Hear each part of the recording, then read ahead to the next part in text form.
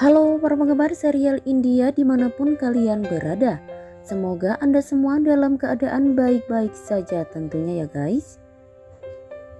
Nah guys, sebelum kita mulai ke inti videonya, saya mohon keikhlasannya untuk menekan tombol subscribe-nya terlebih dahulu.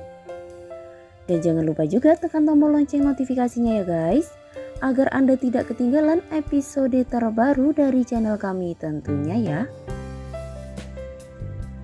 Video ini dimulai saat Niru memberitahu Madhavi dan nenek kalau Sagar dan Gangga hanya berpura-pura menikah. Madhavi gusar apa? Pernikahan Sagar dan Gangga palsu. Madhavi juga gusar. Niru merasa kecewa dan berpikir untuk menyatukan keduanya. Madhavi bertanya bagaimana caranya. Niru tidak tahu, namun dia akan melakukan itu malam ini juga. Kemudian Madhavi dan nenek saling pandang. Gangga dan Krishna berada dalam kamarnya yang gelap dan hanya diterangi nyala lilin. Lilin yang diletakkan di kejauhan memberi efek bayangan yang tajam. Kemudian Gangga mengajari Krishna bermain dengan bayangan. Gangga mempraktekkan dengan tangannya dan Krishna mengikutinya. Keduanya terlihat begitu asik, kemudian sampai tiba-tiba pintu terbuka.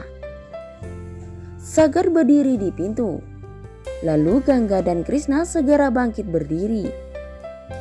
Gangga cepat-cepat menghidupkan lampu dan mematikan lilin.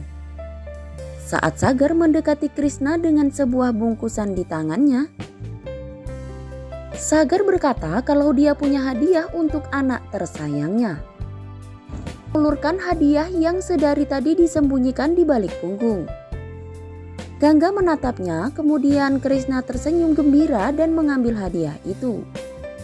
Sagar menyuruhnya membuka, kemudian Krishna menurut. Dia membuka hadiah itu sementara Sagar dan Gangga saling pandang. Krishna melihat sebuah tab dan sangat senang. Dia bertanya pada Sagar dengan bahasa isyarat, kemudian untuk apa?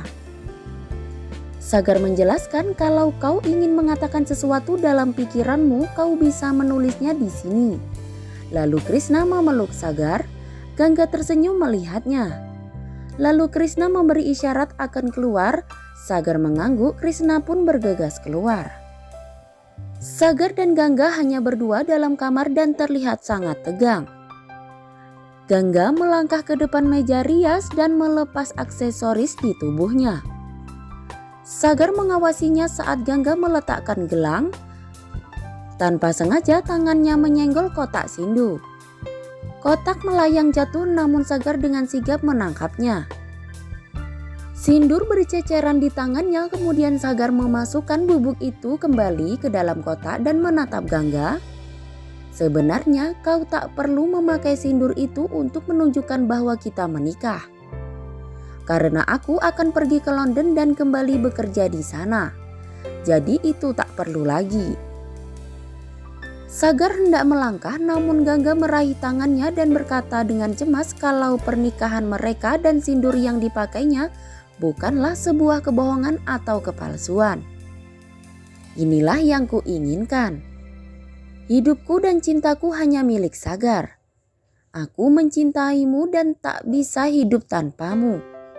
Lalu Gangga tersentak kaget dan itu hanya dalam hayalannya saja. Dia melihat Sagar berdiri terpaku di hadapannya, kemudian Gangga menatapnya dengan tegang dan cemas. Kemudian Sagar meletakkan kembali kotak sindur di atas meja dan melangkah keluar sambil tersenyum. Gangga menatap kepergiannya. Saat itu Supriya dan Pulkit telah siap untuk pergi ke pesta. Supriya menatap Pulkit dan berkata, "Tunggu Pulkit." Pulkit bertanya apa? Supriya mengamati Pulkit dan menjawab ada sesuatu yang hilang. Pulkit tertawa geli. Apa yang hilang? Kasis kebetulan lewat di depan pintu mereka dan hilang. Kasis kebetulan lewat di depan pintu mereka dan melihat kemesraan keduanya. Kasis mundur dan mengintip dari balik pintu.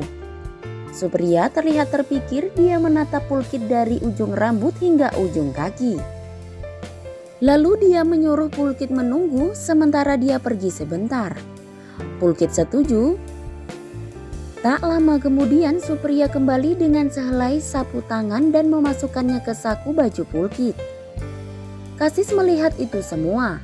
Dia lalu keluar dari persembunyiannya dan berpura-pura sakit kepala. Tubuhnya menabrak pintu dan menimbulkan bunyi. Pulkit dan Supriya dengan cemas segera melangkah ke arahnya. Pulkit memegangi tubuh Kasis sementara Supriya terlihat cemas. Kasis meminta air. Supriya bergegas pergi untuk mengambilnya.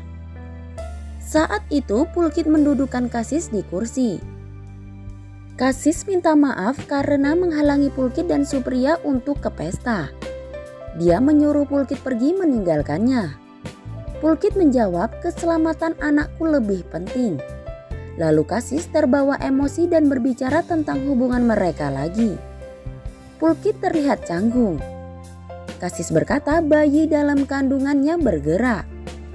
Lalu tanpa buang waktu Pulkit meraih tangan Pulkit dan menyentuhkannya di perutnya. Pulkit tertegun. Kasis berkata kalau bayi ini adalah anak Pulkit. Dia adalah hasil buah cinta mereka dan fakta itu nggak bisa dipungkiri. Pulkit terdiam sedih. Lalu Supriya datang sambil membawa air minum. Kasis menerima gelas itu dan meminumnya. Dengan penuh perhatian Supriya bertanya, apakah kau baik-baik saja? Kasis mengangguk. Gangga menatap mereka bertiga dengan wajah tegang. Rupanya dia mendengar apa yang dikatakan Kasis pada Pulkit.